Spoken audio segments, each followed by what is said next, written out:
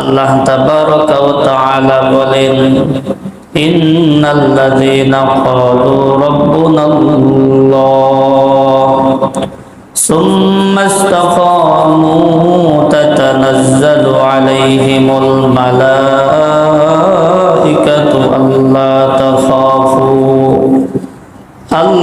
তাখাফু ওয়া লা তাহজানু ওয়া আবশিরু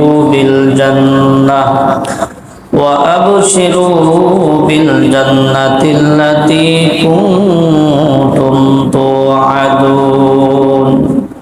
আল্লাহ তাআলা বলেন, ইন্নাল্লাযীনা ক্বালু রাব্বুনাল্লাহ, নিশ্চয়ই যারা বলে আমাদের প্রভু আল্লাহ, সুম্মা ইসতাকামু, এরপর এই কথার উপর অটল থাকে, তাতানাজ্জালু আলাইহিমুল মালাইকাতু আল্লা তাখাফু ওয়া লা তাহজানু, তাদের নিকট আল্লাহ পাকের রহমতের ফেরেশতারা এসে বলতে থাকে, আল্লা তাখাফু ফিদ দুনিয়া ওয়া লা তাহজানু ফিল আখিরাহ, তোমাদের দুনিয়াতে কোনো ভয় নাই, আখিরাতে কোনো পরেশানি নাই।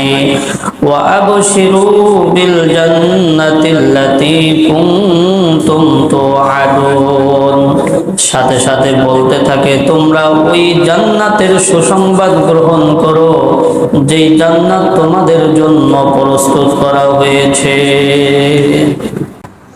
হাদিসের মধ্যে আল্লাহর হাবিব বলেন, আন সুফিয়ান ইবনে আব্দুল্লাহ সাকাফি রাদিয়াল্লাহু আনহু قال قلت يا رسول الله قل لي في الإسلام قولا لا أسأل عنه بعدك وفي رواية غيرك قال قل آمنت بالله ثم استقم।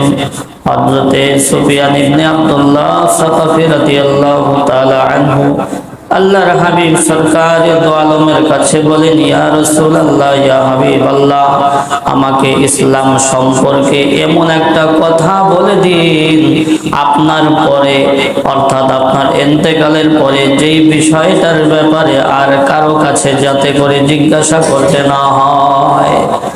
আল্লাহর হাবিব বলেন, কুল আমানতু বিল্লাহি সুম্মা ইসতাকিম, হে আব্দুল্লাহ ইবনে সাকাফি, তুমি বলো আমি আল্লাহ তাআলার উপর ঈমান এনেছি, এরপর এই কথার উপর অটল থেকেছি।